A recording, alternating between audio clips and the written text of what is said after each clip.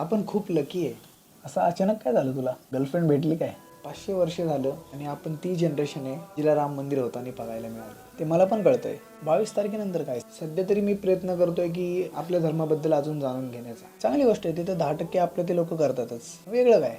भगवद्गीता वाचली आणि ऐकली सुद्धा. त्यातून मला भरपूर चांगल्या गोष्टी शिकायला मिळाल्या. तरी तू काहीतरी वेगळं असं ठरवलंच असेल की मी हे करणार ते करणार. भरपूरसे बदल झाले. अजून बदल करायचा प्रयत्न करतोय. पण त्यातला एक बदल असा झाला की जे नॉनव्हेज माझं सगळ्यात फेवरेट होतं लहानपणीपासून. आता मी प्युअर व्हेज आहे. रामांची मूर्ती जेव्हापासून बनवायचं काम चालू होतं तेव्हापासून मी नॉनव्हेज खाणं सोडून दिलं. तुझ्या माहिती करता मी सांगतो, आजपर्यंत मी जेवढ्या लोकांना भेटले तेवढे सगळे लोक मला एकच गोष्ट बोलतात की धर्मात असं कुठेही लिहिलेलं नाही आहे. तू का सोडलंस?